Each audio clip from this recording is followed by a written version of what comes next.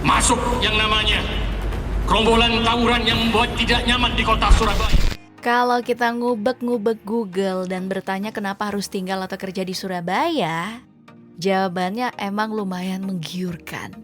Surabaya adalah kota yang UMK-nya paling tinggi se-Jawa Timur, tapi biaya hidupnya hampir sama dengan Jogja. Katanya nih, duit Rp100.000 udah bisa hidup seminggu.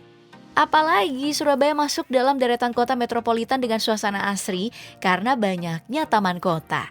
Pokoknya kehidupan di Surabaya bisa dibilang asik-asik, jos.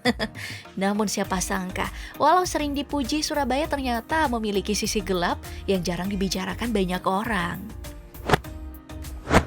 Salah satunya adalah fenomena gendam. Bagi orang-orang di luar Surabaya, fenomena ini tuh jelas terdengar asing. Tapi kamu pasti akrab dengan istilah hipnotis kan? Apalagi yang digunakan untuk kasus penipuan. Fenomena gendam yang terjadi di Surabaya ini emang cukup terkenal karena menyasar banyak pihak.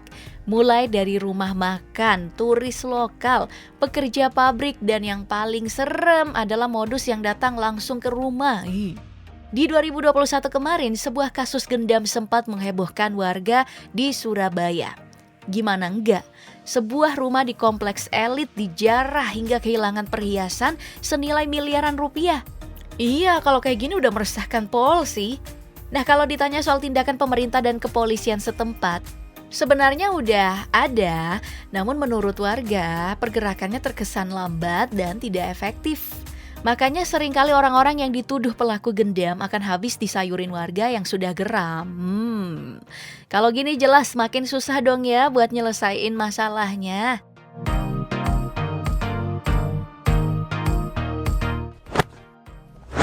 Selain tidak aman dari aksi gendam, Surabaya juga semakin mencekam dengan hadirnya para gangster. Mungkin banyak yang bilang, gangster kan di mana-mana. Kok sorot yang di Surabaya? Alasannya kenapa Surabaya banyak disoroti persoalan gangster akhir-akhir ini karena lumayan mencolok. Mereka ini berani buat live medsos loh saat konvoy, bahkan saat perang kelompok. Bayangin aja, saking eksisnya ada puluhan akun medsos yang dijaring di Desember kemarin terkait kelompok gangster. Persoalan gangster di Surabaya emang sangat gawat. Dominasi anggota yang membuat keonaran masih anak-anak usia remaja yang biasanya lolos dari jeratan hukum. Padahal aksinya udah merugikan banyak orang. Jadi, emang susah untuk menganggap anggota gangster ini masih anak-anak. Dalam merespon hal ini, Wali Kota Surabaya udah turun tangan dan menghimbau adanya patroli dari polisi dan TNI untuk memerangi gangster. Iya, tapi sayang, walau sudah diamankan karena dalih di bawah umur, banyak yang akhirnya dibebasin, jadinya nggak efektif amat. Nah, banyak tuh video persekusi gangster oleh warga yang viral di medsos. Nggak mungkin kita tampilin di sini dong, nanti videonya take down sama YouTube, takut. Tapi kalau kamu udah lihat, persekusi yang jelas salah ini malah didukung oleh warga karena katanya hukum gak bisa menjerat pelaku. Kalau gini penegak hukumnya jelas galau sih, dilema.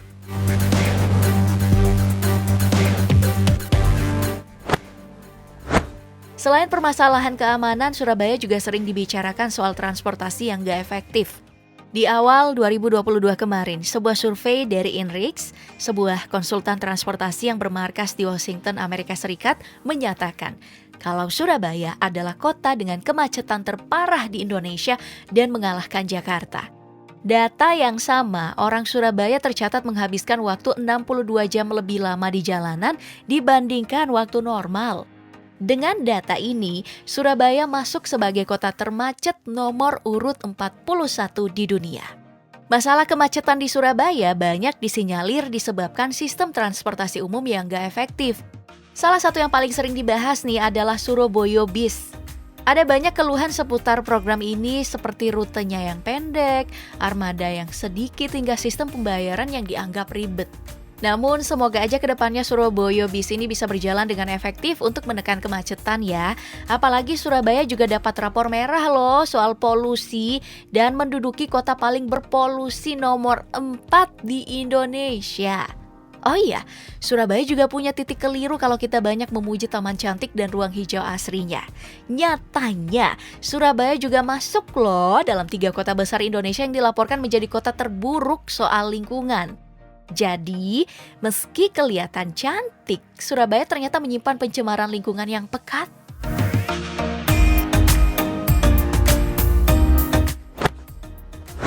Pada 2014 kemarin saat Ibu Risma menjadi wali kota Surabaya, dirinya mendapat acungan jempol banyak orang.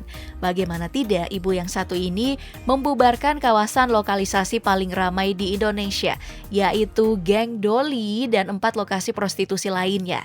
Dari kisahnya, Geng Doli memang menjadi yang paling terkenal, bahkan dianggap lebih besar dari lokalisasi di kota Asia Tenggara lainnya, seperti di Bangkok bahkan di Singapura. Ada banyak hal yang menjadi perbincangan soal pembubaran Geng Doli hingga hari ini. Memang ada yang bersyukur tempat tersebut ditutup dan beberapa pekerjanya mendapat takdir baru. Tapi sayang, tentu masalah di sana tidak selesai semuanya. Setelah pembubaran Geng Doli, banyak pekerja yang sudah terbiasa dengan profesi tersebut kembali nyemplung ke kubangan yang sama. Mulai dari pindah ke klub malam, lokasi tidak biasa hingga pindah daerah seperti ke Malang bahkan ke Papua. Paling anyar nih adalah fenomena mobil goyang yang merambah kemana-mana. Pokoknya praktik ini cuma berubah bentuk dan tidak berhenti total. Ulasan lebih lengkap pernah dibahas dalam podcast Ika Stikosa AWS, di mana ada pengakuan kalau bentuknya sekarang jadi lebih mudah karena mucikari yang mencari pelanggan, pekerjanya tinggal nunggu doang. Tidak selesainya dunia malam Doli di Surabaya memperlihatkan bagaimana rumitnya penyelesaian lokalisasi. Walau dibubarkan, diratakan, dan diganti dengan tempat baru, prakteknya jelas tetap berjalan. Ngasih nomor telepon ke para mucikari, kalau ada tamu, saya siap dihubungi. Membicarakan Surabaya, kita juga nggak boleh lepas dari yang namanya fanatisme sepak bola. Penggemar Persebaya yang dikenal dengan nama Bonek memang diakui sebagai salah satu grup fans tanah air paling solid. Dalam pencatatan internal Surabaya, tingkat kehadiran fans Persebaya di stadion memang gak main-main, yaitu 30.000 penonton per pertandingan dalam laga kandang. Namun jumlah yang besar ini juga sering membawa petaka bagi internal klub.